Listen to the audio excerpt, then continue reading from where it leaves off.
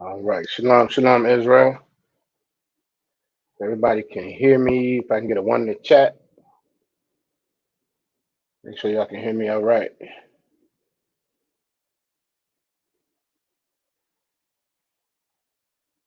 I get a one in the chat. Make sure y'all can hear me all right.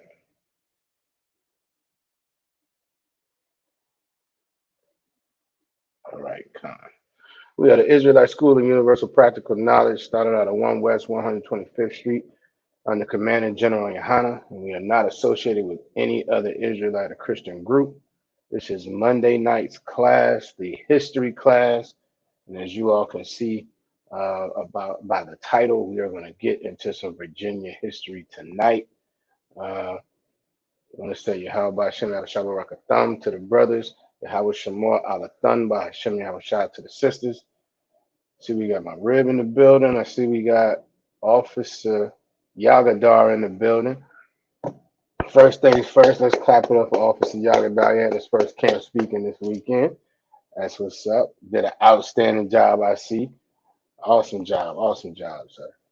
Um, but yeah, we are going to get into this topic tonight. So before I get too far into it, um, I'm sure kind of like most of us has probably heard about places like Black Wall Street, Tulsa, Oklahoma, Seneca Village, Rosewood. Oh, Most High in Christ. I underbar. Did excellent work, brother. Most of us are probably familiar with those maybe three main ones. Again, Tulsa, Oklahoma, or Black Wall Street, Rosewood, or maybe even Seneca Village up in New York. But was is anybody familiar with these type of these type of things specifically happening in Virginia? Is anybody familiar with these communities historically being displaced uh, in Virginia? So, like, one second.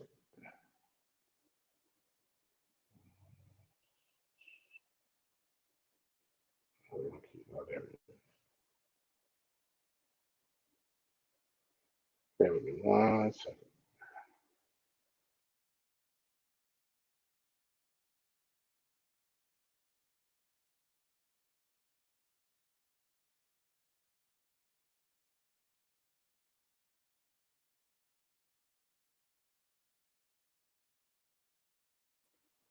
All right, Salaki. Um, all right, we got a lot. All right. Anybody else? Is anybody else with any familiar with some specific communities that have been historically displaced in Virginia? Anybody at all? Kana la'a.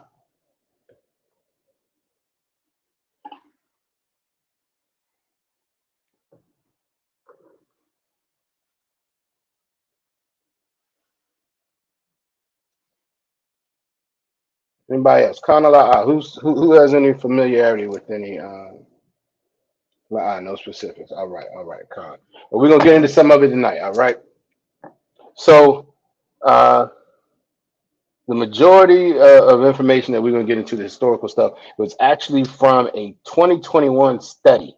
All right, 2021 study that was done actually by Esau,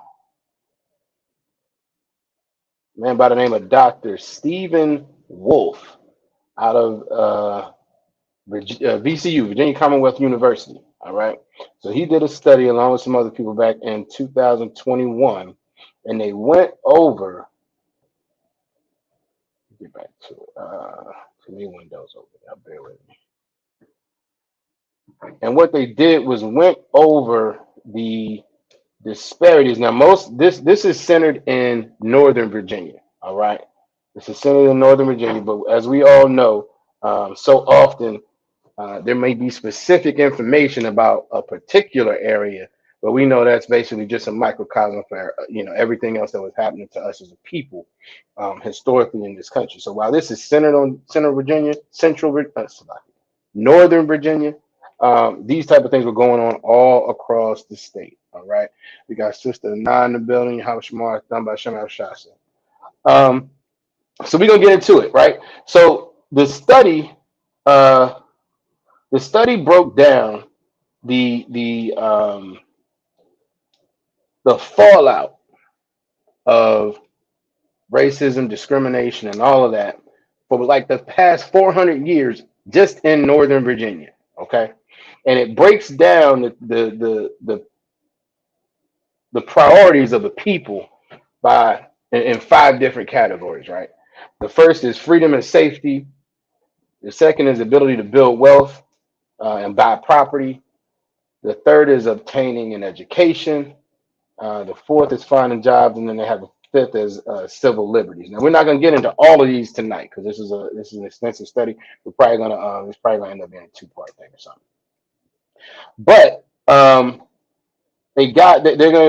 we're gonna go over some details that is gonna show the clear, systematic approach to keep us as a people in the worst possible scenarios, in the worst possible neighborhoods, in the worst possible situations, economically and otherwise. But how it was purposefully done, right? Because a lot of times there's a lot of conversation about, well, you know, you need to pull yourself up by your own bootstraps, and that was so long ago, and that's not happening now, and so on and so forth, right? We're gonna get into some information tonight is going to show that it's not that long ago. Two, it was very purposeful, and there's a lot of benefits that are still being received from a lot from Esau, right? From our enslavement, our continued oppression, um, and it's very clear. All right. So obviously, he like I said, he starts the first pillar is freedom and safety, right? But we have to be honest. We couldn't get to freedom and safety for a real long time, right? That's something that's relatively new, quote unquote freedom. Okay. Um, Where is it? It says now this talks about it says the affluence of Northern Virginia can be traced to 1649. So money and being wealthy, particularly if you are the oppressor in Northern Virginia, a lot of it can be traced to as far back as 1649. All right. It says when King Charles of the Second of England rewarded his supporters with large land grants across the region seized from indigenous people who had lived there for centuries. So we're already starting off in 1649 with stolen land from people who had been occupying that land for centuries. Now, we all know those are the northern tribe of the house of Israel. All right. They came over after the exile, after the exile, after the split, and they were here. All of the indigenous people, the so-called Native Indians, those are all children of Israel. And it says here in 1649, King Charles II, basically gave the what are the pilgrims, the colonists, the whoever, gave them the okay to just start taking everybody's land, taking all the Israelites' land and kicking them out. Right. So we're starting there. Says these British landowners who were wealthy upon arrival to the colony or who made their fortune through land acquisition had surnames like, and this is crazy, had surnames like Fairfax, Culpeper, Lee, Washington, and Mason. The wealth they accumulated passed to their heirs, passed on to their heirs and relied on the forced labor of enslaved Africans. Now, obviously, this says Africans. We know this is not, this is enslaved Israelites. All right, that's the true context of what happened. Okay, and we also know that, and again, this is talking about freedom first, right? But they had no interest in so-called freeing us. Who's familiar with Abraham Lincoln's quote in reference to the Emancipation Proclamation? Kanala, who's familiar?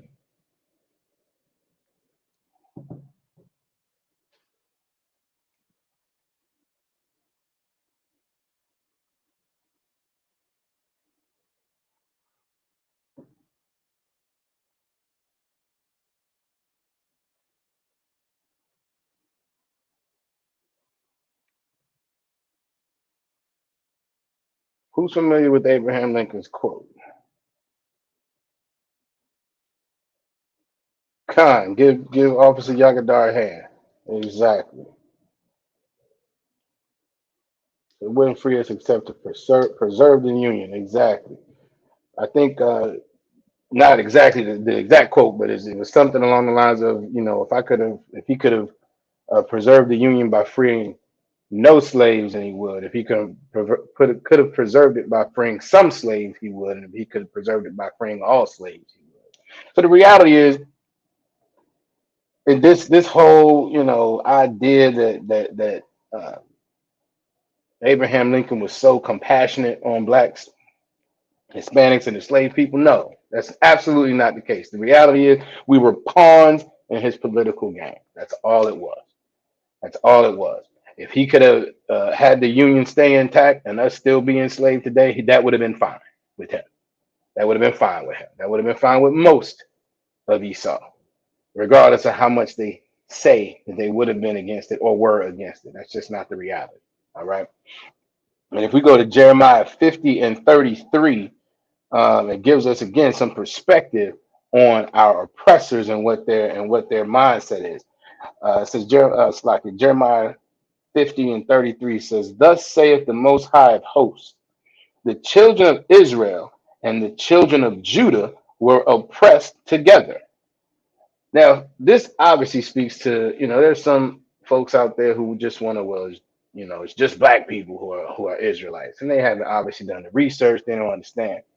But that whole idea, again, we just read how uh, these British folks came over here and just tore the land from people who have been living there for centuries. Okay, we are oppressed just like our Hispanic and Native Indian brothers are oppressed all together.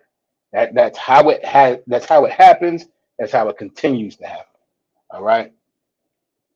It says, and all that took them captives held them fast. They refused to let them go. That's the reality of this kingdom. I mean, they had a complete civil war behind letting us go. And again, that wasn't even a compassionate thing. That was a strategic thing. And they went to complete civil war. I think the statistics said more people died in the Civil War than probably I think all the other wars that America has had together. And this was just to keep us enslaved. This is who the Bible is talking about. This wicked kingdom and us as a people. All right. All right. So let's keep going. Uh, let's skip that. All right, let me skip back a little bit in this article. So again, it's the article is trying to break down the aftermath, the fallout in Northern Virginia behind some of these practices, discrimination, racism, so on and so forth. Right. So it says, and what has happened is now you have these isolated spots because most of us know Northern Virginia is affluent. There's a whole lot of money being made in Northern Virginia. The cost of living is crazy high in Northern Virginia, and a lot of people are making a ton of money in Northern Virginia. But what you have is what they refer to as these islands of disadvantage. So you have these small communities. We all know them as the hood, you know what I mean, the projects or whatever. But they're acknowledging that there's these small locations, these communities that they call islands of disadvantage, right? It says many islands of disadvantage have struggled for decades, while other communities thrive, fueling a false narrative that the residents themselves are responsible for their plight. Now, how many times have we heard black people need to pull themselves up by their own bootstraps? We're lazy. That's why we don't get ahead, so on and so forth, right? And what's worse, kind of like how many people know somebody that's black who spits the same stuff?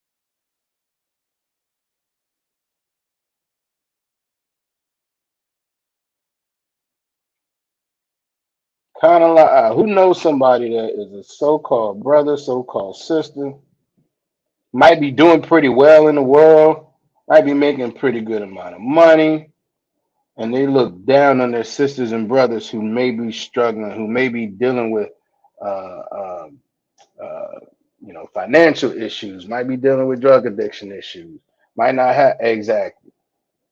Con, con. Right. God, obviously, y'all got them Uncle Rugged Negroes. Exactly.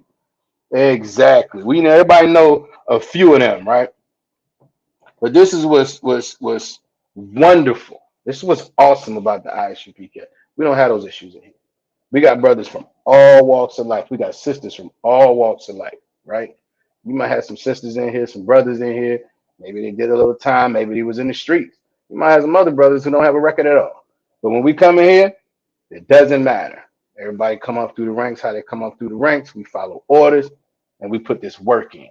Because the reality is, when you have brothers and sisters who have that disposition that it's their fault, that it's our overall fault while we're in this situation collectively, right? It means one or two things. Either they're ignorant or they don't care.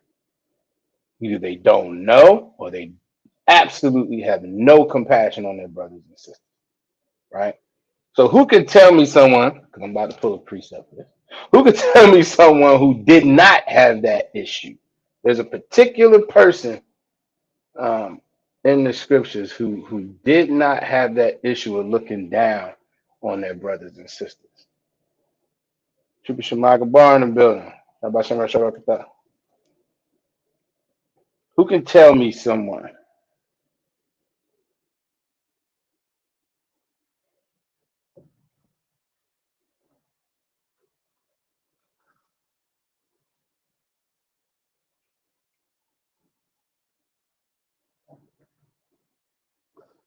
who did not have that issue of looking down on their brothers and sisters who may not be doing as well as them according to the world standards?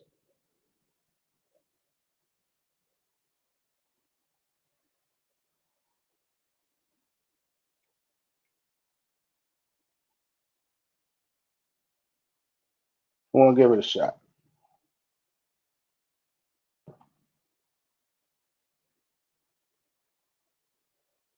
Get a sister a hand. Moses, exactly. Exactly. So if we read Hebrews, we go to Hebrews 11 and 24. It says, by faith, Moses, when he has, so like when he was come to years, meaning he had grown up, right? He's older now, refused to be called the son of Pharaoh's daughter. Now, a lot of people say Moses didn't know he was an Israelite. Clearly, he knew he was an Israelite because when he got older, he refused to be called the son of Pharaoh's daughter because he knew that was not his mother. All right. Verse 25, it says, choosing rather to suffer affliction with the people of the power. He chose rather than be in Pharaoh's house, being called uh, uh, Pharaoh's daughter's son and getting all the benefits of that. He decided, no, I'm not gonna do that. I'm gonna go ride with my people. I'm gonna go suffer with my people. The way you all have them suffering, that's what I'm gonna go do. I'm gonna support my people. That's what we do in the ISUPK. Again, it doesn't matter what your background is. We are out there on them streets teaching, trying to wake our people up, supporting our brothers, having compassion on blacks, Hispanics, and Native Indians. All right. Uh, it goes on. It says, I'm gonna start from the top. It says, choosing rather to suffer affliction with the people of the power than to enjoy the pleasures of sin for a season.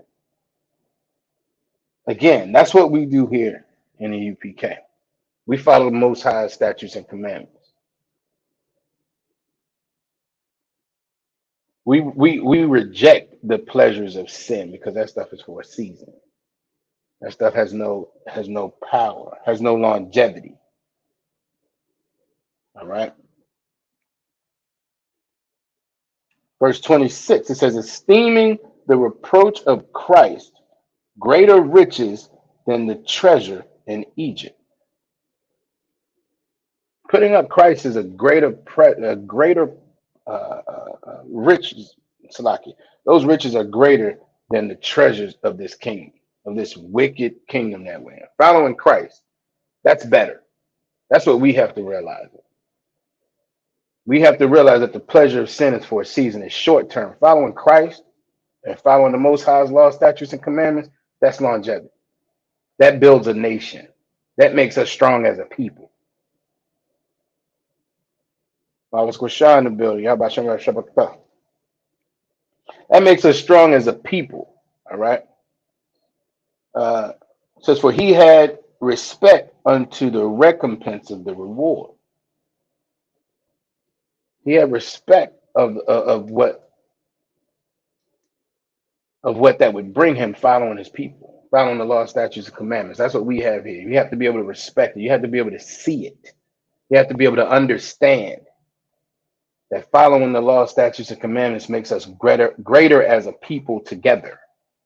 And that's more important. All right. Verse 27 says, by faith he forsook Egypt, not fearing the wrath of the king, for he endured as seeing him who is invisible. That's what we do in the UPK. We forsake this kingdom. We forsake this kingdom without fear. No cowards, no excuses. We teach our people, we wake our people up. And we do it with the zeal as if Christ was standing here right now. We do it with the zeal for the Most High as if we could actually see him. All right? Let's keep going. Oh no. No. Let me hit verse 28. It says, through faith he kept the Passover. That's what we do in the UPK. We keep the Passover. Listen, I know anybody that's not in the ISUPK and listen to these videos, I get it. Y'all, it sounds crazy. We don't celebrate Christmas. We don't celebrate New Year's, Easter, Valentine's Day. We don't do none of that. No, we don't. Because all of it is the worship of another God. All right.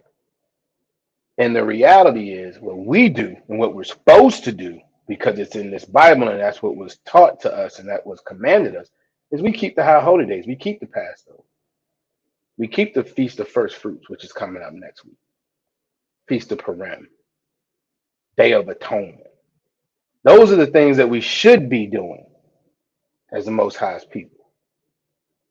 But instead, we celebrate every other culture's God. We worship every other culture's God instead of doing everything that we should be doing in this book. And again, people wonder why we ride on the Christian church so hard. And we're going to get into some of that tonight too. But the reality is we do it because what's in the book is not taught in those Christian churches. There's scriptures specifically against putting up a Christmas tree. You'll never hear that in the Christian church. They say Jesus is the reason for the season. If that's not the complete opposite of what's in the Bible, I don't know what it is. All right. So let's keep going.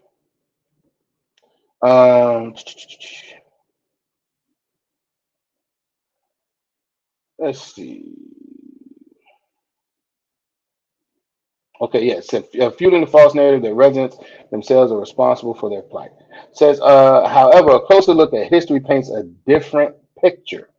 The boundaries of these neighborhoods, along with their demographic composition and economic status, are products of policies that choked off resources to communities, creating an inevitable downward spiral.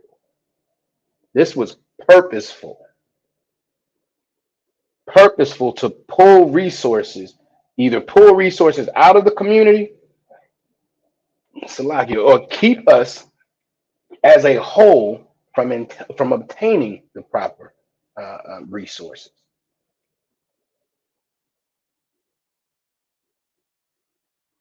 We go to Deuteronomy 28 and 48. It says, therefore shalt thou serve thine enemies, which the Most High shall send against thee, in hunger and in thirst and in nakedness and in want of all things. That's talking about resources. That's talking about things that people need to survive. And there was a concerted effort to make sure our communities were choked off from these resources. And when they started to thrive, even in despite of being choked off, then the communities were destroyed. But we're gonna get into it. All right. It says policies of exclusion and segregation had the combined effect of preventing people of color from finding better lives elsewhere and facilitating a disproportionate concentration of wealth in white communities. Now, let's be clear. Here in the UPK, we listen, segregation was fine. Segregation was fine. That wasn't the problem. All right. The problem is Esau would not leave us alone in our community. Esau would destroy our communities, primarily due to jealousy. All right. Because shortly after the so-called end of slavery, our community started to thrive. We were by ourselves, working by ourselves, living by ourselves, and our community started to thrive. Esau didn't like that, and he started to make concerted efforts to destroy them. But again, we're going to get into it. All right.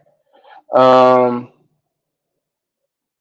It says this report recounts the history not only to revisit a distant past that many of today's northern Virginians may not recall, but also to explain why current conditions exist. These things don't exist in a vacuum.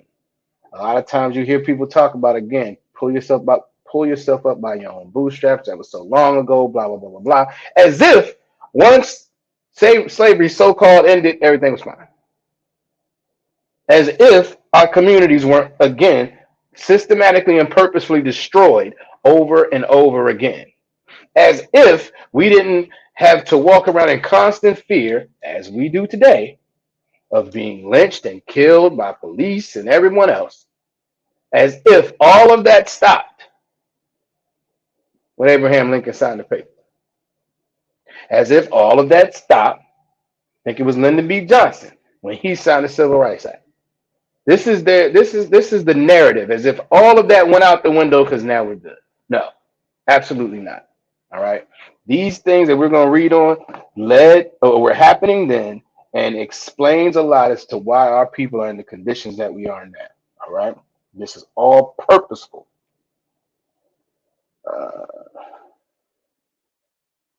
It says this report chronicles so-called the African American experience in Northern Virginia over the past 400 years. And you all just heard we started in 1649 with all of these men, rich white men who came over and stole the land of the Israelites, our sisters and brothers who are already living here.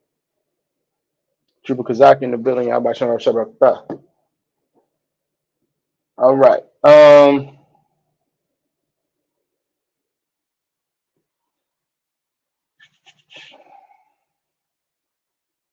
Okay, we read this before, but it says the wealth that they accumulated, meaning the Fairfax, Culpeper, Lee, Washington, and Mason families, the wealth that they accumulated and passed to their heirs relied on forced labor of enslaved so-called Africans or Israelites. All right. It says 4 generations of the Lee family enslaved black men. Black men, women, and children before Confederate Robert E. Lee was even born. We were enslaved in this man's family for 4 generations before he was born. And then he was the champion of the Confederate Army to keep us enslaved. This is the reality, and this is Virginia. You know, oftentimes we get to talking about things and they're somewhat removed. This is not that removed. This is not removed at all. It's just up the road. All right. It's just up the road and it's not that long. I mean, obviously that is four generations, but it goes back 400 years, but it creeps forward very, very recently. All right. It says systems of exclusion and discrimination pushed indigenous and black people out of places that were their homes for generations. For generations.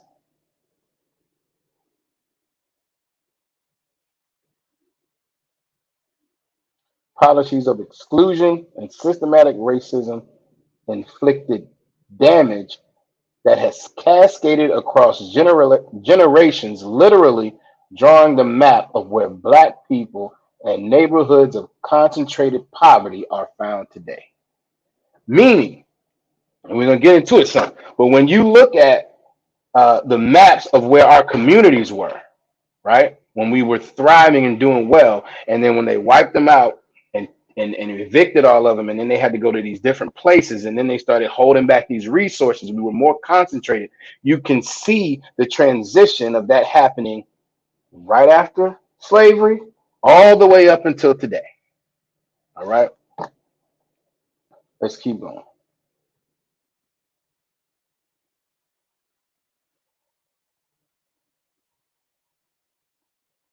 All right. So again, out of the five kind of pillars, freedom and safety was the first one, right? So we obviously got to be so-called free before we can start talking about that. Okay. Um, but it says the black experience in northern and Virginia began without freedoms. So-called Africans first arrived in the 1600s as property, and the enslaved population grew in numbers in the 18th century, which is the 1700s. Between 1749 and 1782 alone, the enslaved portion of the Fairfax County population grew from 28% to 41%. So in what, 30 years, 33 years, our populations as enslaved people grew 13%, from 28% to 41%. Says although late 18th century Virginia allowed some enslaved people to gain their freedom. Check this out. Yeah. Although late 18th century Virginia allowed some enslaved people to gain their freedom, lawmakers tightened their grip in the early 1800s, passing laws to re enslave free black people if they did not leave the Commonwealth, and prohibiting black people, free or enslaved, from congregating. So they passed laws after some of us got free. Nah, either y'all got to leave the state or get back in these chains.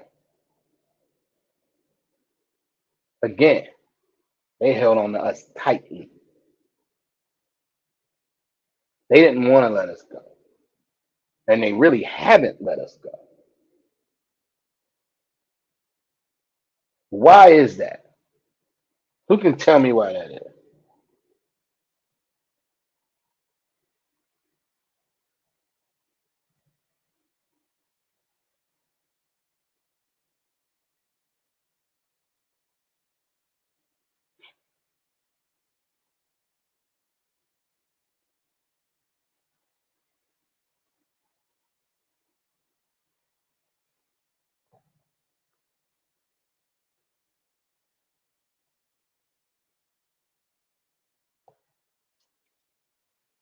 Who can tell me why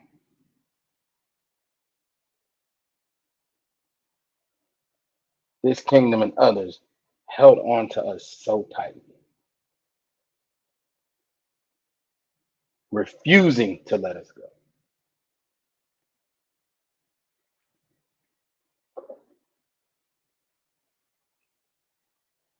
Give me a little bit more, Officer Yagabar. You're absolutely right, but give me a little bit more.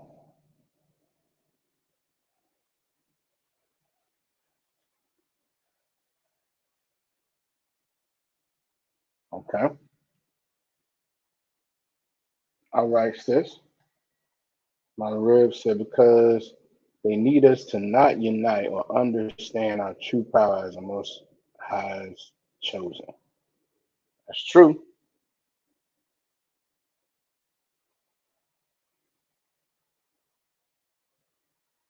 Triple Kazaki in hand. Absolutely. Matthews 5 and 13. Ye are the salt of the earth. We are absolutely the salt of the earth. But what does that mean in a practical manner?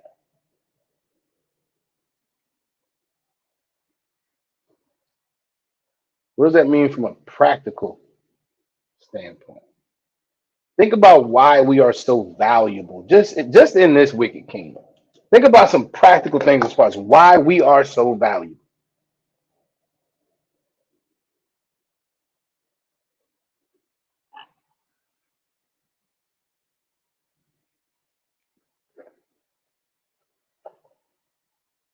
Who want to give it a shot? Give me an idea.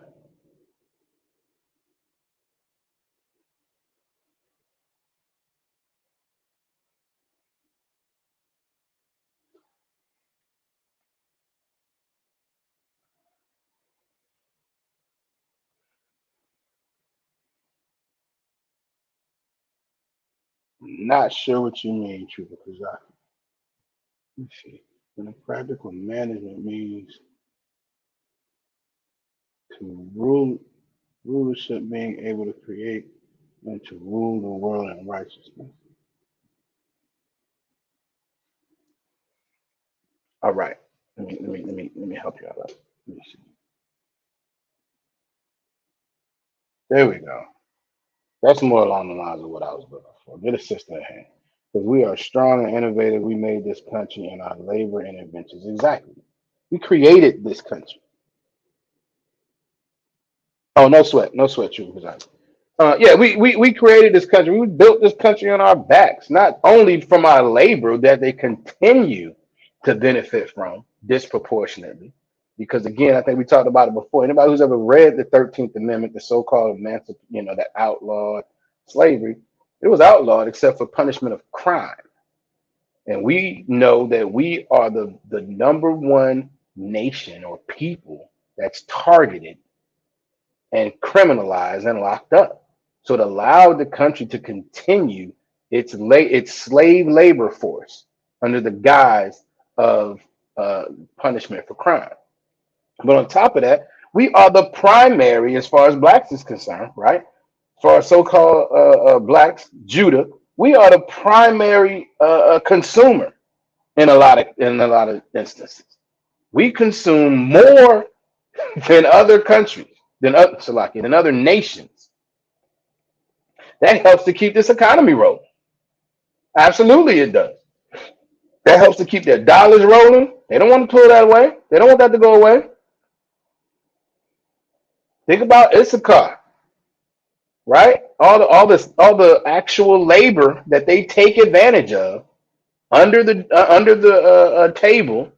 They're not paying them brothers and sisters, standard wages. They're not doing that. They're just taking advantage of the labor. Shalaki. We are the children of the Most High. We built everything. Right. Con. The current slave owners enjoy all that we bring inventions, culture, medicine, technology. Absolutely right. Get a brother a hand. That's why. That's why they're tied. They don't want to let us go. No. No. This kingdom would absolutely fall if we walked out tomorrow. Absolutely fall. They need us. We just don't realize it. Most of us think we need them. We need to assimilate to them. We need to be part of their culture. We don't. We need to be part of our culture. We need to be part of the law, statutes, and commandments, the culture of Israel. All right, let's keep going. Uh, Says Northern Virginia became a center of domestic. I also didn't know this. Northern Virginia became a center of domestic slave trade, shipping enslaved black people from the port of Alexandria to southern destinations. By the start of the Civil War, Virginia had the largest enslaved population of any Confederate state. I absolutely didn't know that. All right. I think I mean I don't know how y'all about y'all, but in my mind, I figured some of those further southern states, Georgia, Alabama, stuff like that, would have been higher on that list. But that's absolutely not the case. All right. Um, says in Northern Virginia, those laws and practices affected every aspect of life. All right, here we go. Black passengers were beaten on trolley cars for the slightest infractions. The Ku Klux Klan was active, and public lynchings occurred in Leesburg and Alexandria from the late 1700s to the early 20th century. You're talking about 30 years of public lynching. That's not even counting when they had to take it underground. 30 years of public lynchings in Northern Virginia. Who knew? Kind of lie.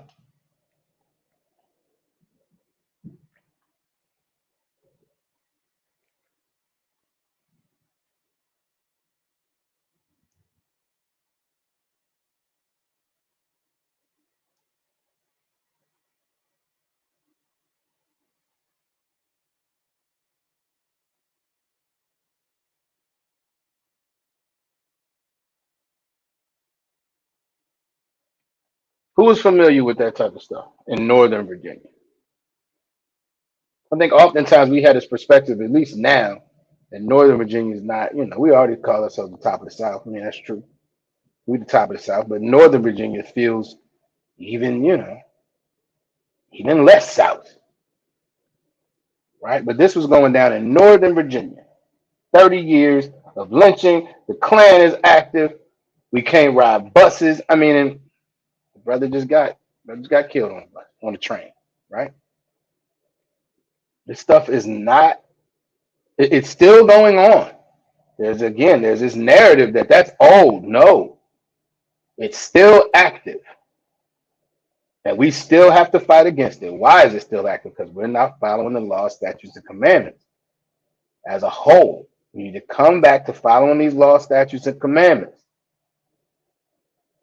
so we can stop trying to so-called protect ourselves, raising up all these leaders that do nothing. Get back on the Lord's side. Coming to the UPK under Command and General Yahala. All right. Right. Nobody knew. Y'all didn't know. I didn't know either. Absolutely not. My real shot I taught a couple weeks ago. That was a different area. It wasn't Northern Virginia. I don't think. I could be wrong. Anyway, let's keep going.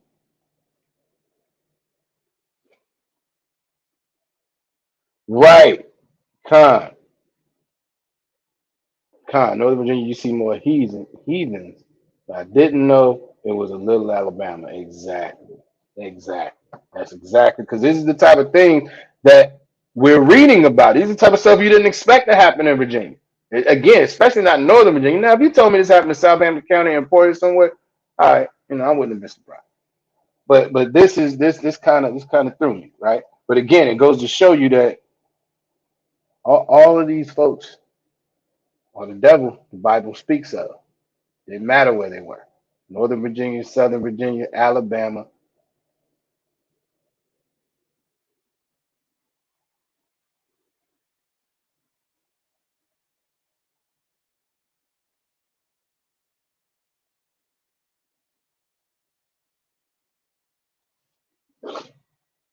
Oh, please.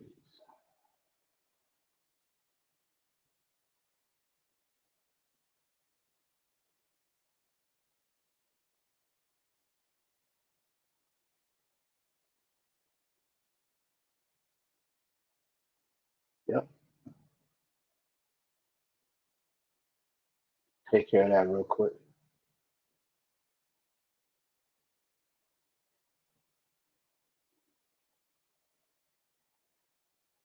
All right. Let's keep it moving. Um, so this talks about freedom of movement, right? Because again, freedom and safety. It says freedom of movement is not fully possible when the innocent, Salaki, when the innocent activities of daily life, from driving a car to entering a store, especially uh, in mostly white areas, induce suspicion, microaggressions, and perceived threats to the physical safety of black people.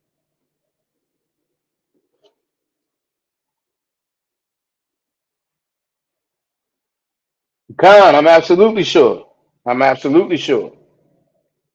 Right. Because once you get down, Richmond, of course, we all know Richmond, they got down in Richmond too. They got down in Richmond too with oppression and all of that.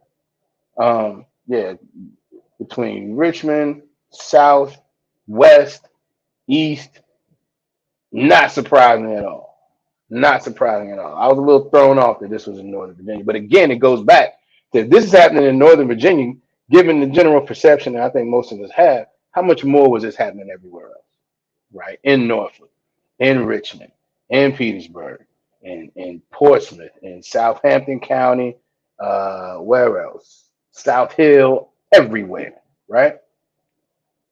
And again, we deal with the same issues of just moving around in our day-to-day lives today.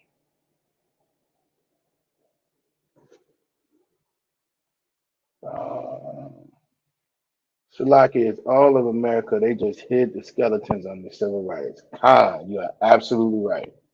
Khan. But we deal with the same situations today. Just moving around trying to go through our day-to-day lives. We all know that can end up, get you to end up dead. Ask Tamir Rice. His little brother was playing with a toy gun in a park, I believe, by himself. Cop pulled up, put one in him, two in him within like 2 or 3 seconds. Freedom of movement is not fully possible when innocent activities of daily life induce suspicion, microaggressions, perceived threats, and to the physical safety of black people. This is Esau writing this. So anybody out there, listen, anybody who's not in school and think we're terrible, right? Think we're a hate group and all that, which we're not. This is Esau writing this. This is the oppressor writing this. All right, let's keep going. Uh, Now, again, this goes back to the idea of having freedom of movement, right? It says, too often, again, this is Esau, too often black people face threats from law enforcement itself. Too often, daily, multiple times a day. It says the fraught relationship between the police and black people dates back to the slave patrols of 1700s. Kind of lie, who knew that? I'm alive. You're right, sis. I'm gonna get myself together. I appreciate you.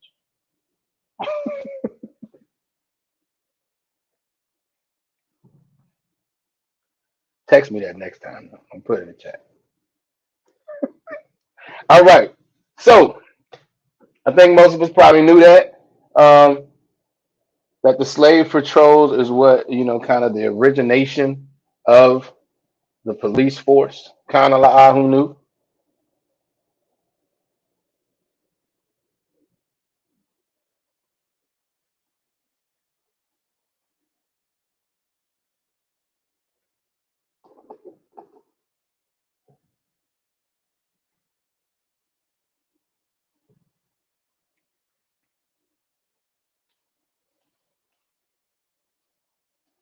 Kind of like who knew that the slave patrols were really the originating. Right. There we go. Give Officer Yagadar a hand. Slave patrol was police. Police was essentially the overseer. Absolutely. It says dates back to the slave patrol of the 1700s that controlled the movement. Okay, no sweat, no sweat, Troop. All right, Trooper Shimagawa. No sweat, Trooper Kazaki. We're gonna get you straight right now. It says, okay, get a sister a hand. Damn right, we teach the truth in here. So Khan, I learned that from the UPK. Damn right. Oh, okay, so you did know, Troop. No, no sweat. Good stuff. All right. It says a day back to the 1700s that controlled the movement of black people and administered punishment. All right. Now think about that, because you're all right. Don't worry about it.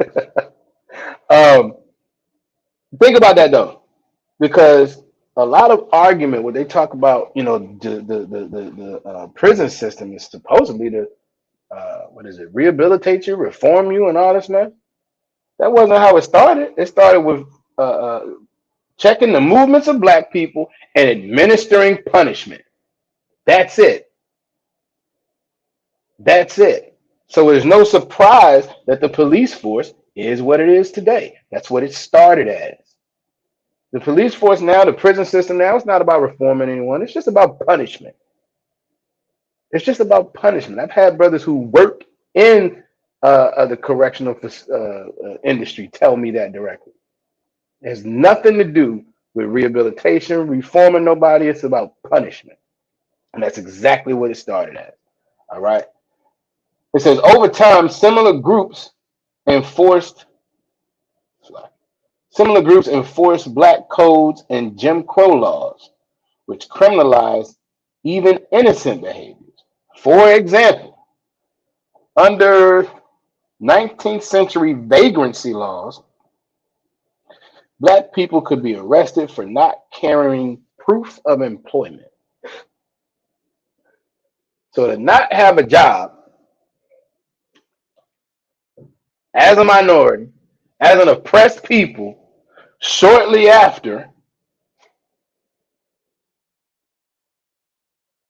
no, this was even doing such, for example, under the 19th century vacancy law, which means that was in the 1800s, right? That means slavery is still going on. You could be arrested for not having proof of employment. Why is that? Because if you don't have proof of employment, what does that mean as a black person in the 1800s?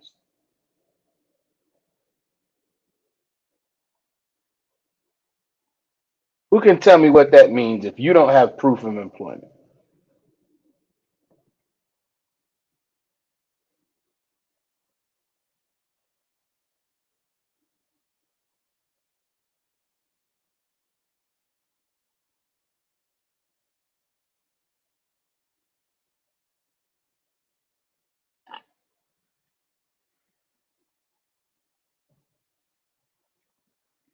One, give it a shot.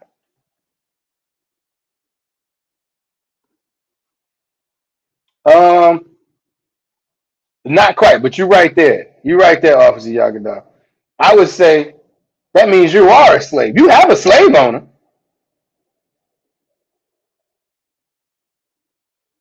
Yeah, no proof that you even work.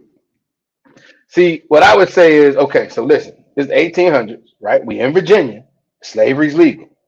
If you're walking around as a black man and don't got proof of employment, that means you're a slave. You're not free. So we got to find your slave owner. You done ran away. That's why you don't have proof of employment. So again, all of this is just to put us right back in slavery. All right. Exactly. The Trooper Yagadar hand. Salakia, Officer Yagadar, Salakia, brother. Right. You must be a runaway. You must be a runaway. You ain't got proof of employment. And what else am I to think?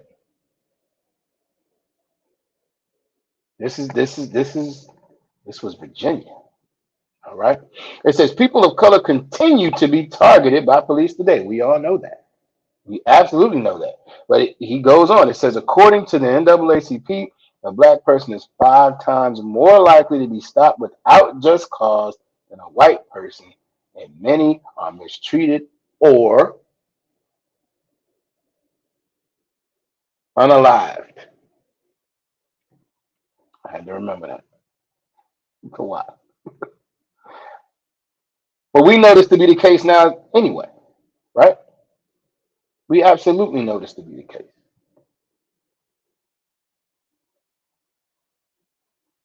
We've talked about it before. We're the only nation of people. We're the only people who have to have, whole discussions with our young, sons and daughters when they start driving. We're the only people who have to do that.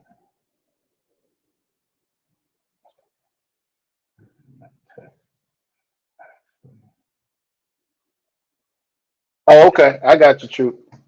I got you, Truth. No sweat. Yep.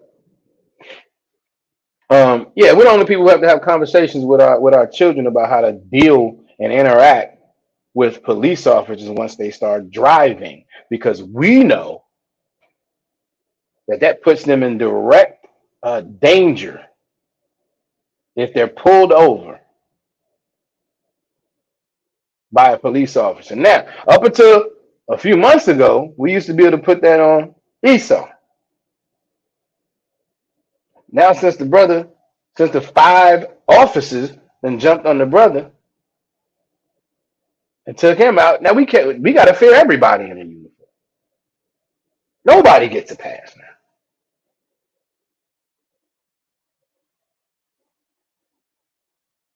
This goes all the way back to the 1700s in the slave patrols. Um,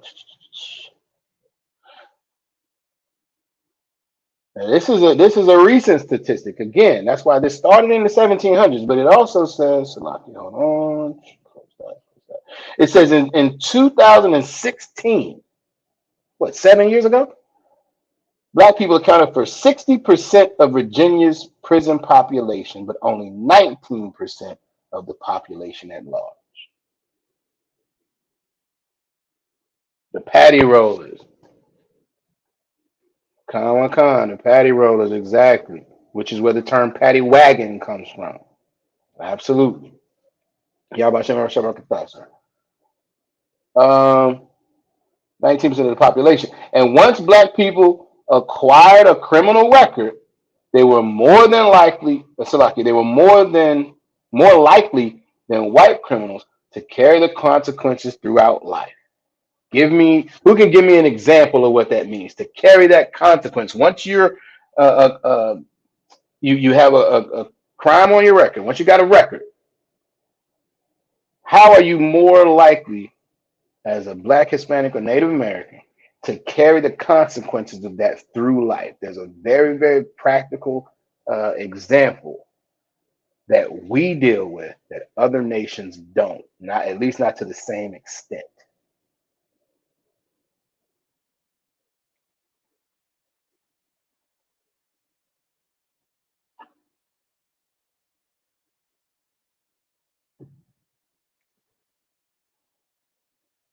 Who can give me a practical example of what that is?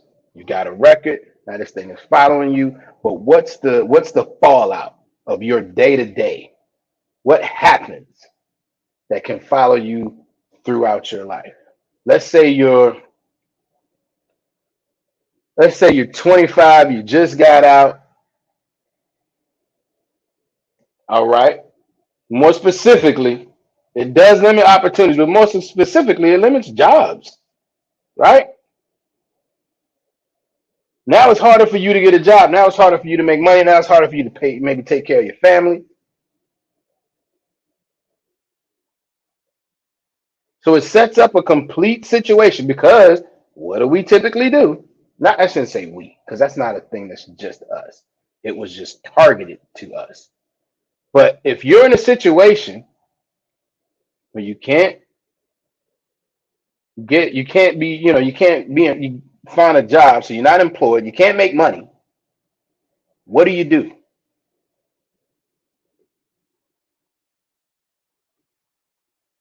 What do you do?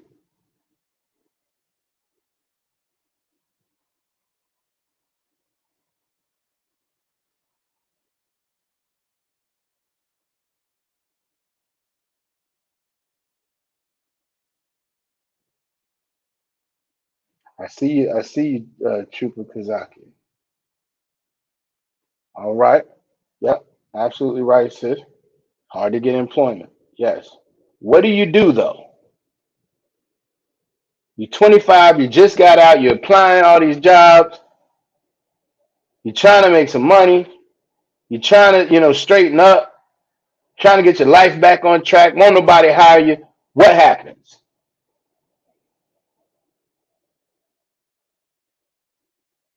What's Officer Yagadar? You are forced to take care of yourself by illegal or under the table ways. Absolutely right. You rob, you steal, you sell dope, you get kind on kind, you get high, you sell drugs. Absolutely. You scam people. Right. You sell perks. You do whatever you can. Ooh, OnlyFans. Perpetuating crime to survive. Beat the blocks. Exactly. This is what happens. This is the scenario that our people are put in. Officer Yarash getting in. Bex pays to sell pale. It is very specific, sir. Yes, that's what happens though. This is what happens to our people. We're so much more likely to be arrested. We're so much more likely to be targeted. We're so much more likely to have a record. And then, nah, we can't hire you because you got a record. So then we go back to the block. We go back to robbing. We go back to stealing. We go back to doing whatever we may have been doing when we got locked up the first time. And then that keeps us in a cycle.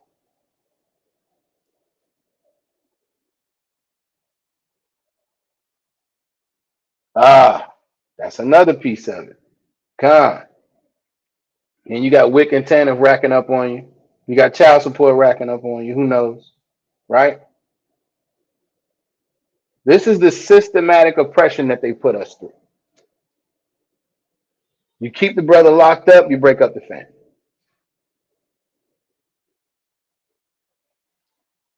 Con. Smoking 7 packs of cigarettes a day to do the stress. Con. I saw one of the captains say the other day, I think he was quoting a study. It said that I'm not sure if it was slavery or oppression, but both of them apply. But it says that it's the mother of vices. Because again, to Officer Yagadar's point, and I'm glad you brought that up. You put a brother in a situation, you put anybody in a situation like that. They're already living, under the poverty line. So they're probably doing what they're trying to do to scrape up a little bit more money. And then they go to jail. Then they come out, and now it's even worse for them. They still can't get a job. Maybe they had a job before and was just trying to hustle to get some extra money. Now you get no job, right? And with all of that oppression, you got and again, I'm speaking from a brother's perspective, but you might have some children, you might have your rib, you might have other family that maybe depend on you. You got all of that stress. It's I'm not gonna say natural. I think that's not the right word. But you had all that stress, and then the government pumps in crack, pumps in heroin, gives weed to everybody. You do all of those things, Percocets, everything, to disconnect from your reality because of this oppression that we're in. And Esau builds all that up and then says, you should just say no. Just say no. I don't understand. And that's the narrative until what? Who can tell me?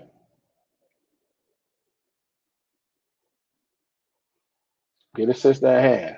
It's not like they want to go the illegal route, but it's like what we are forced to do. Exactly. And it's just say no until what?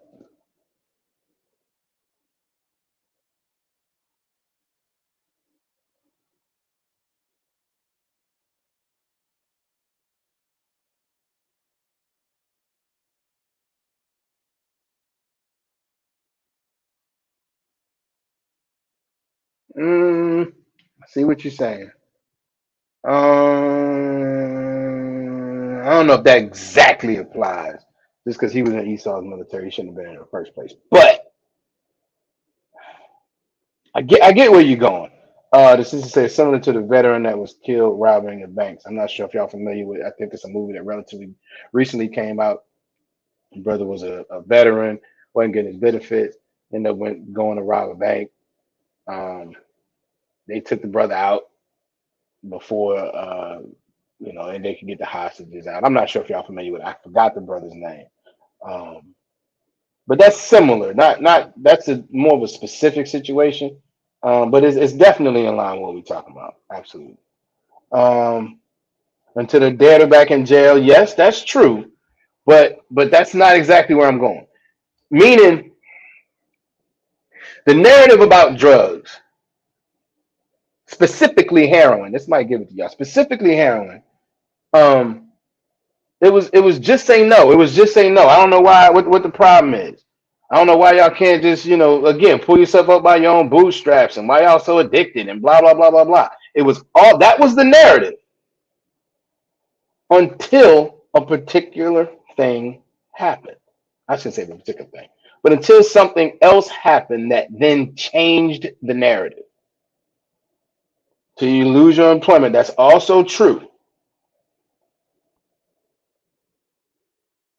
But but something happened that changed the narrative. It changed the messaging from Esau's perspective.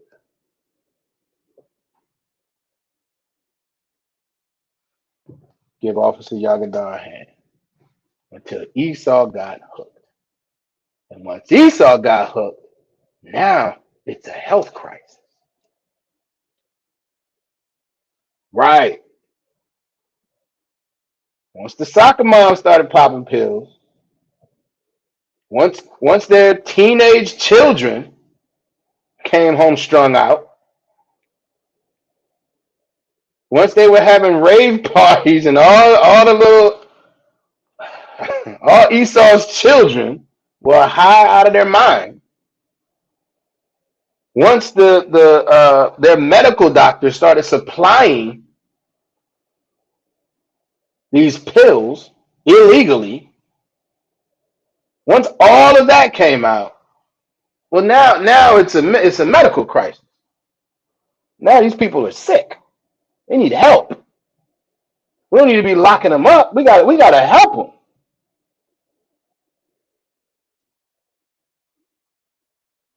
Then when it was blacks, Spanish, and Native Indians. Hey, y'all are terrible. Y'all got to get yourself together.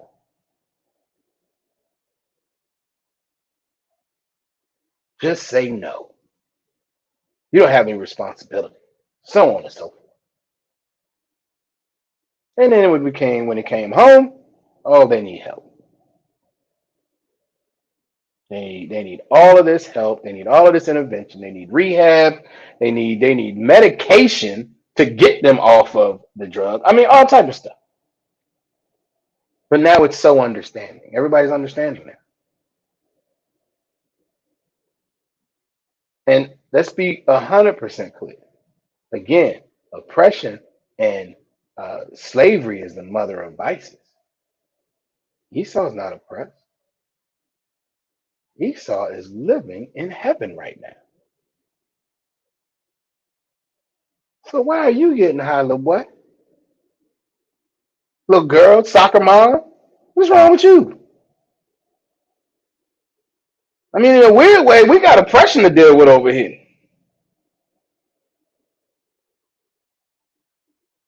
To be Esau in this country, I promise you, I've thought about it.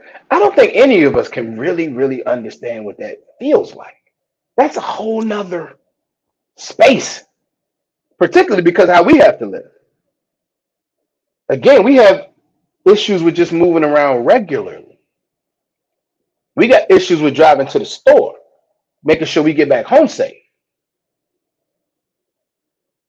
They live in this country like, I mean, it's literally like each of them are just the king of their own little kingdom.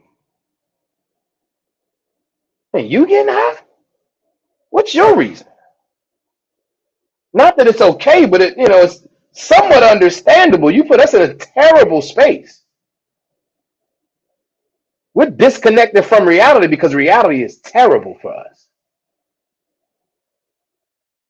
Reality is wonderful for you, but you're sick and we're criminals. This is why the oppressor is the Bible, is the devil that the Bible speaks of. All right, let's keep going. Um, right, consequences through life. It says studies show that white ex-offenders are more likely to be hired than black ex-offenders. We all knew that, but again, this Edomite is just realizing that, and he's like, "Wow, this is crazy." Uh, I guess I give him a little bit of credit for being honest. I don't know. All right, we're gonna keep going.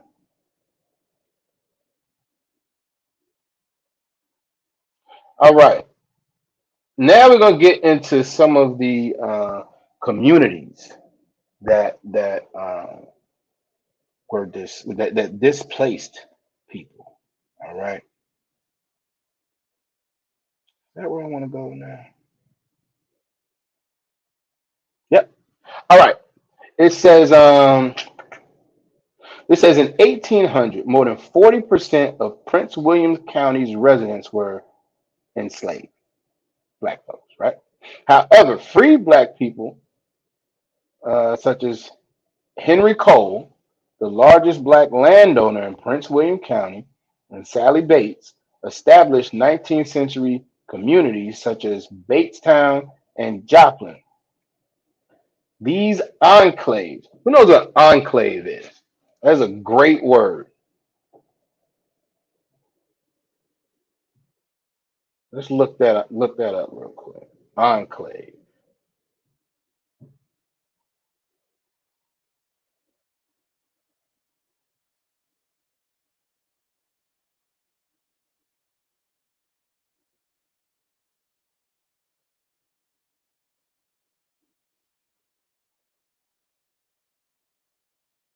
Shalom. Yabba Shalom Shabbat. Obviously, Rosh Hashanah in the building.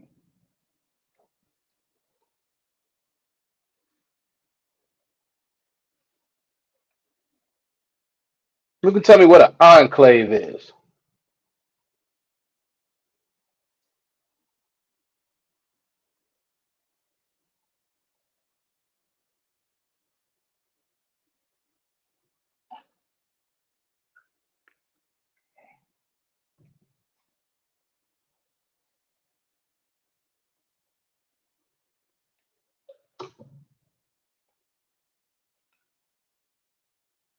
All right.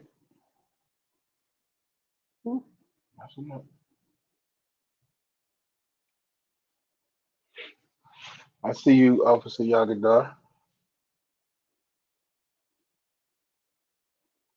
Give me the rest of that though, because I think the rest, the second part of that definition matters.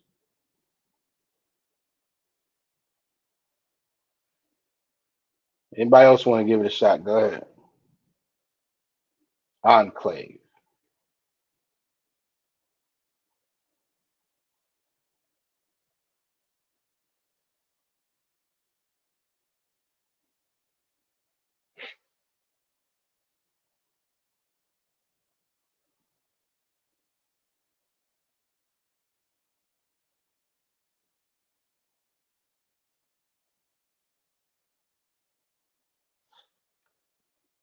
Come on, who want to give it a shot?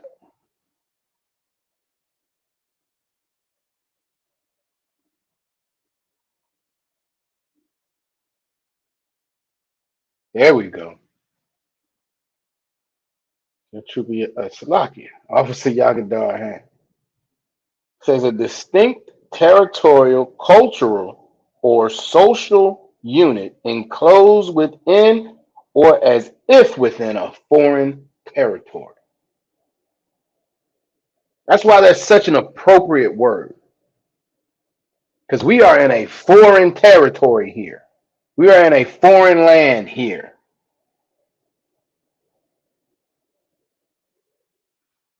Matter of fact,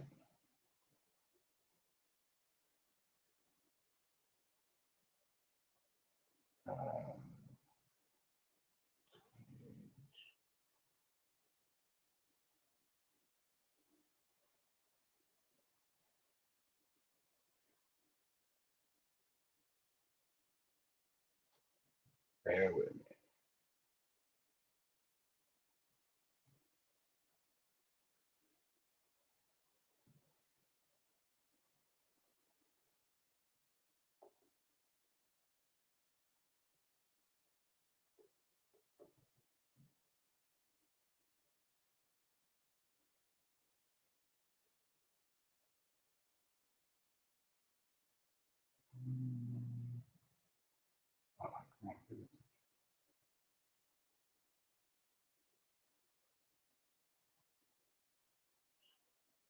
Bear with me. Bear with me.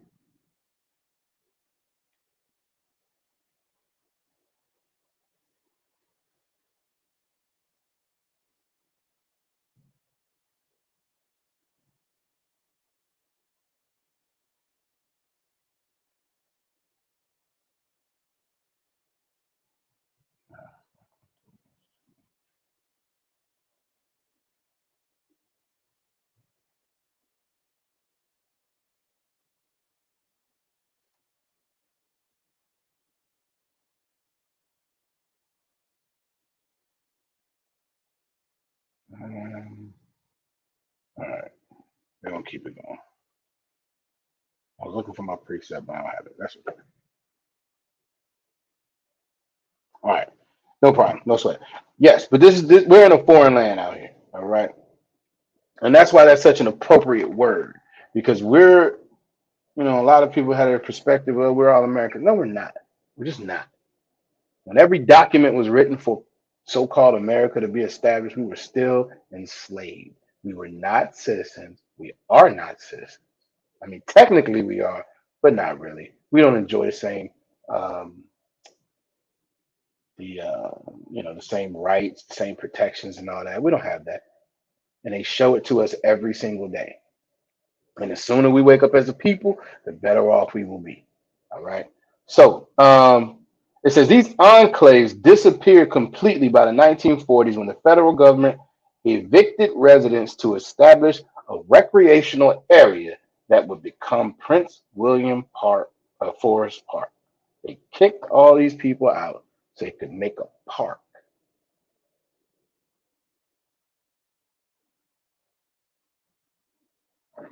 That's the same thing I believe that happened in Seneca Village when they kicked everybody out so they could make Central Park or extend Central Park or something like that. This is the same thing. This is this country. This is this oppressor. This is not something that just happens in New York. This is not something that just happened in Tulsa, Oklahoma. This is not something that just happened in Rosewood. These are things that happen all across the country. The Blacks, Hispanics, and Native Indian cultures and communities.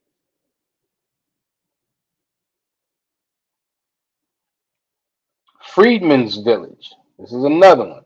It says when President Abraham Lincoln passed legislation in 1862 to free all those who were enslaved in the District of Columbia, large numbers of enslaved people started to flee to the district, which makes perfect sense, right? If we're near there and I can be free over there, that's where I'm going, right? It says in 1863, the government chose the site of the Confederate General Robert E. Lee's Arlington plantation to establish Freedmen's Village. Okay, so they took his plantation. We're gonna make this Freedmen's Village. Freedmen's Village, a community for Black people seeking protection and to avoid a potential humanitarian crisis. Support for the village shifted after the war, and the government tried many times to close what had become a thriving black community. Again, this is Rosewood. This is Tulsa, Oklahoma. They finally succeeded in evicting the population in 1900. The site is now part of Arlington National Cemetery. They wanted us out so bad so they could put dead people there.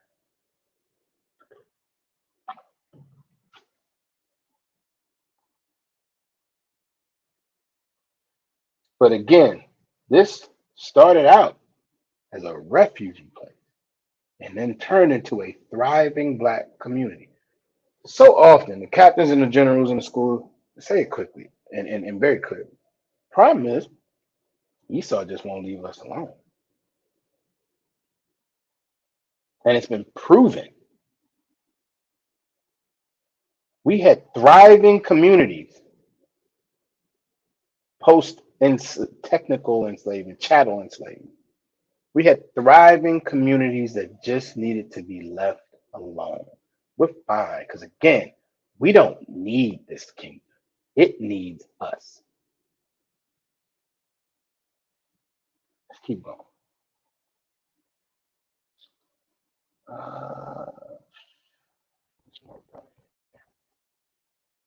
Oh man, I ain't got that yet. All right, no problem.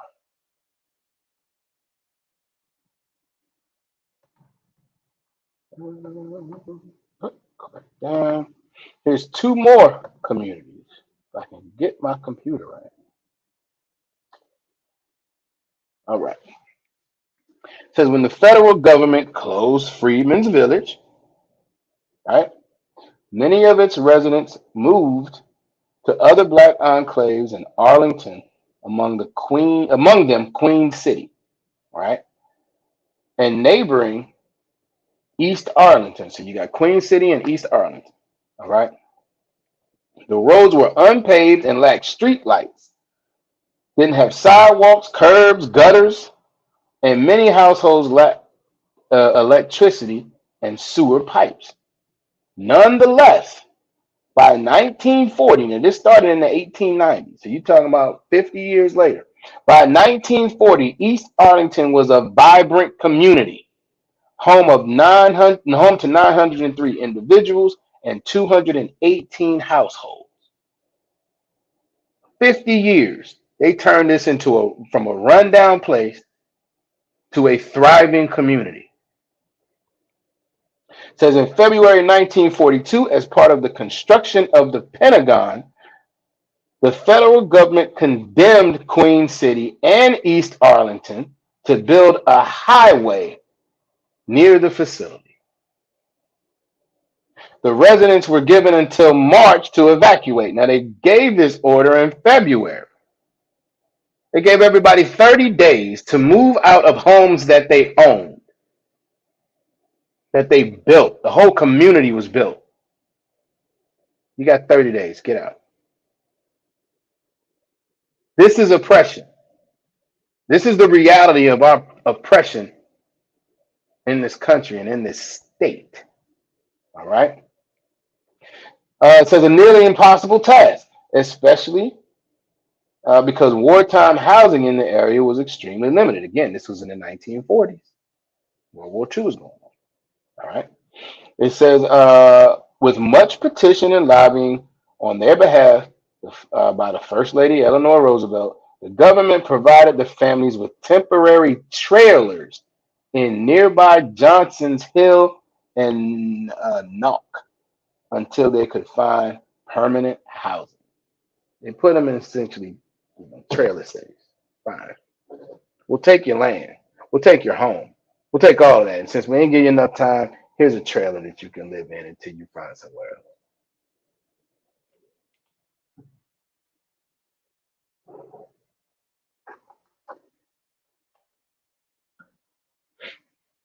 This is the oppression. This is the history of our oppression in this country, in this state. And it happened all over the country. Here's another one. Because this is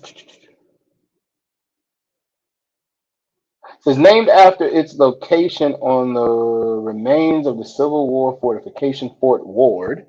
Named after Fort Ward, it was called the Fort. It says it was a small black community that emerged in the 1870s that was then eastern Fairfax County. Because of its close proximity, the fort was also part of the larger Fairfax Seminary County, which consisted of both black and white residents.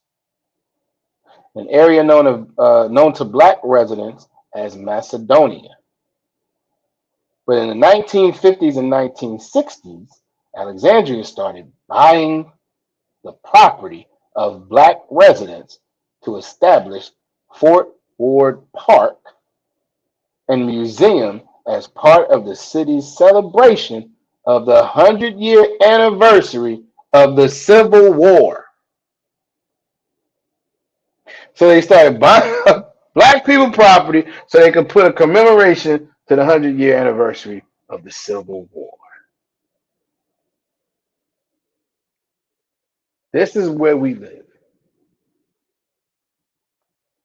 These are the oppressors that we live around.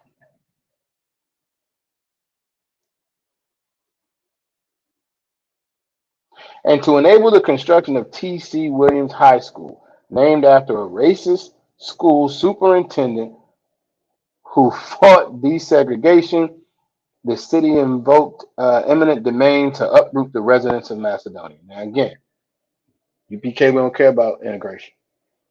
We were better by ourselves, but we've shown that several times. We were better by ourselves.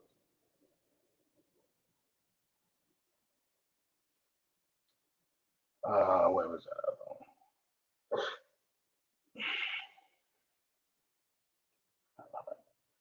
Bear with me, bear with me, bear with me.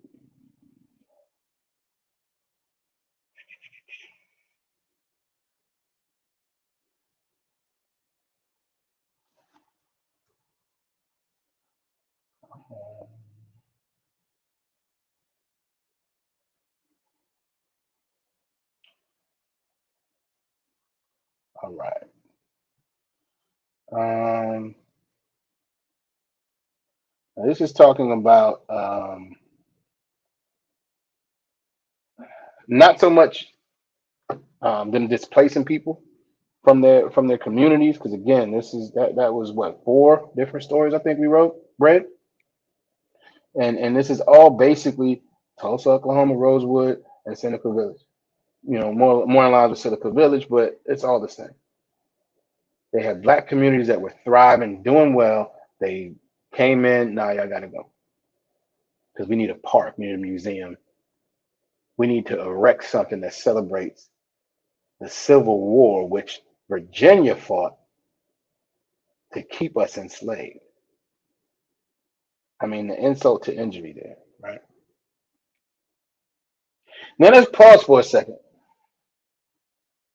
because of course I got to bring something else out. The reality is, we're still in this condition, right? We're still in this condition. We've been in this condition. So I know y'all gonna be able to answer the quick answer. Why are we still in this position?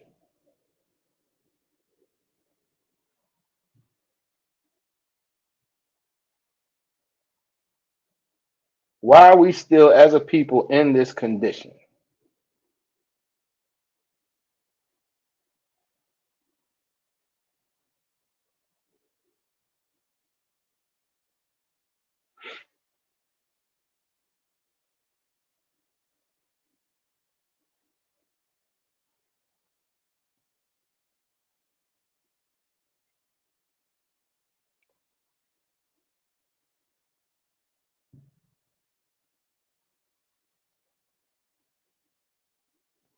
Why are we still in this position that we're in?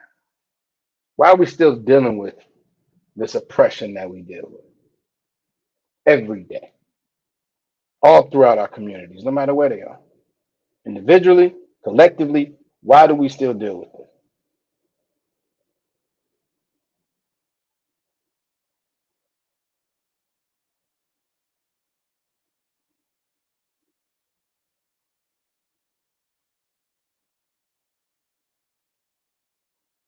We're gonna give it a shot. And anybody who hasn't signed in, I know I'm late saying this, class almost over. Anybody who hasn't signed in with name, city, and state, please do so. Make sure we get attendance, all right?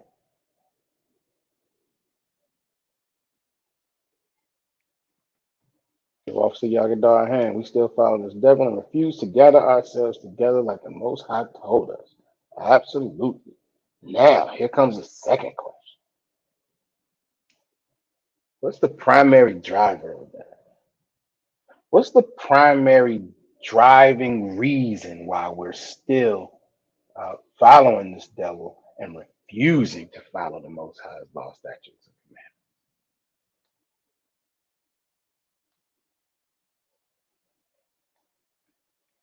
There's a primary driver, which the ISUPK battles all the time. We bring it up all the time.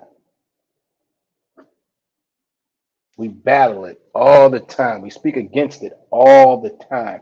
There's a primary driver.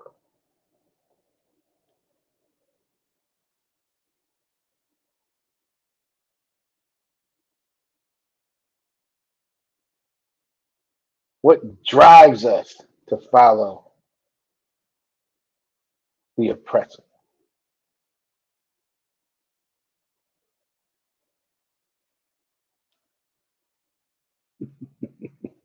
Give Officer Yagadar a hand.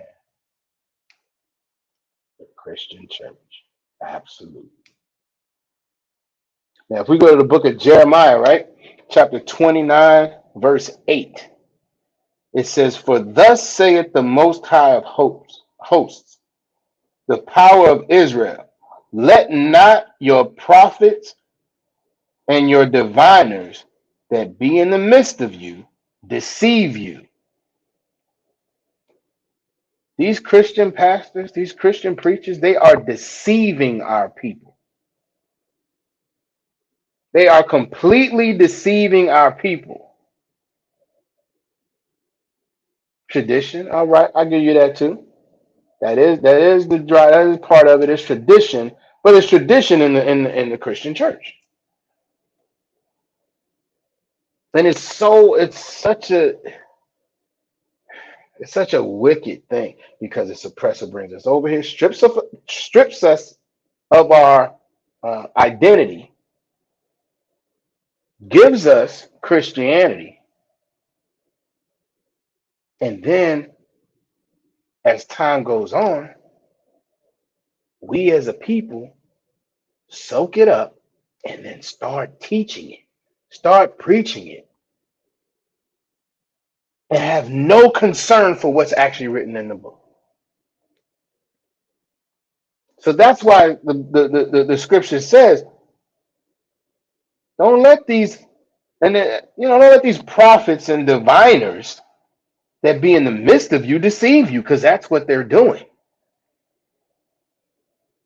Neither hearken to your dreams which he caused to be dreamed. Verse 9, for the prophecy false, Salakia, for they prophesy falsely unto you in my name. I have not seen them, saith the Most High. These are false prophecies that these preachers are giving in these churches. These are false teachings that these preachers are giving in these churches. And it doesn't even take much once you get the proper understanding, the proper teaching. That's why it's so important to come into the ISUPK under Commanding General Yohana so you can get the proper teaching of the scriptures. I say it all the time. Listen, I was in the church and I could not get the answers that the officers and the captains and the generals give every day in these classes. I couldn't get the understanding because they don't have it. What's worse about our culture and our people in the Christian church is they have no desire to understand. I think I said this before, but I firmly believe if they really knew what was in these scriptures, they wouldn't go to church.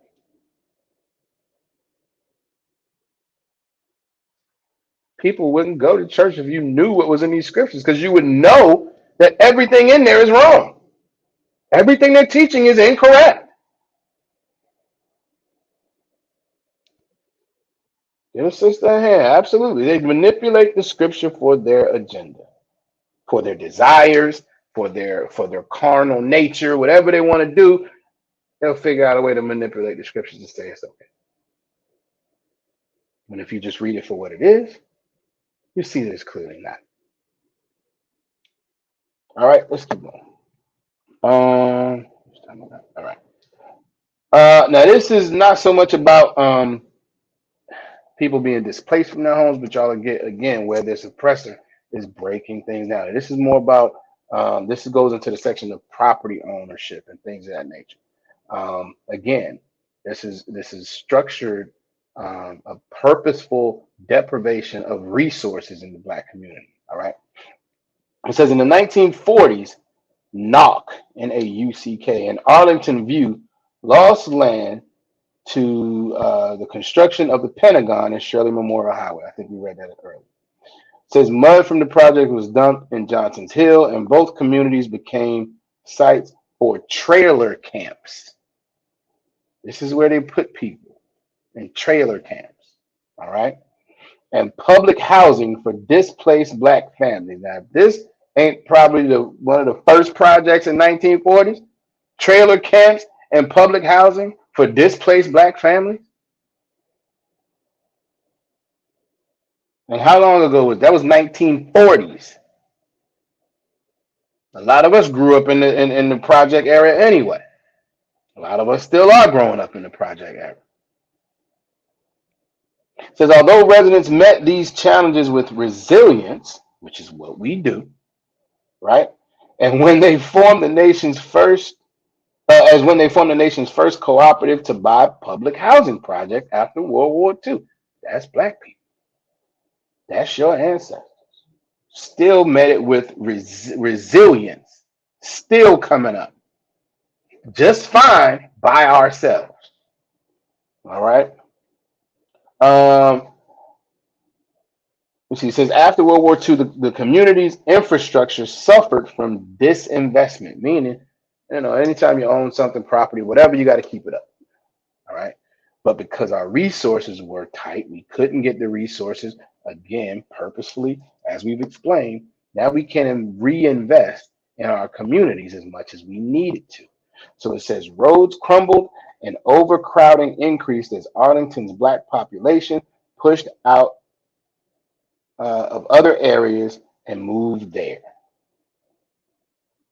It says Knox's population grew by more than 17% in 10 years between 1950 and 1960. Again, this is recent stuff.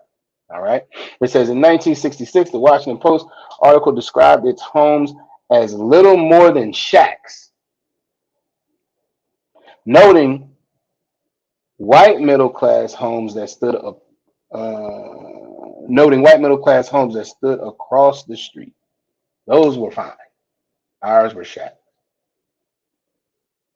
Rising housing costs made it too costly for black families to remain. In the 1990s, many sold their land to developers building luxury townhomes, often at prices that were too low to rebuy in the area. So these people were owning here since 1940s. So you're talking about 50 years. And when they sold it, it wasn't even enough money to buy another house in the area. This is all strategic and purposeful. The reality is, the reason why our oppressor has been able and is able to build generational wealth for so long is because of land ownership. We didn't have that purposefully. They made sure we didn't. And it put us in a position where we were always in poverty. The reason why they're able to pay for their children's, maybe their down payment on their home or pay for their college outright is because they made sure that they were landowners and made sure it appreciated. They made sure they had access to resources. Absolutely. Petersburg is a prime example of that, but they're everywhere. Petersburg, Norfolk, Suffolk, Portsmouth is everywhere. And even in Northern Virginia, where the perception is Northern Virginia is where all the money is. And it is, as long as you're ESO. As long as you're ESO. But that's how they build. That's historically how they have built their generational wealth, and they made sure that Blacks, Hispanics, and Native Indians could not take advantage of that, which left us and our communities in impoverished states, which naturally has the byproduct of increased crime. And again, as we talked about it before, you pump drugs in, you do all of this. Now you arrest people, you break up families. All of it's systematic, and this was as recent as the 1990s, where they were selling their homes for pennies on the dollar. All right. I think that is where we're going to wrap up tonight. We're going to get into some more of this next week, Lord willing. And with that, I say, how about Shema Shabbat to the Salaki? How about Shema Shabbat to the brothers? Yahweh Shemor Alathan, by Shem Yahweh Shah to the sisters.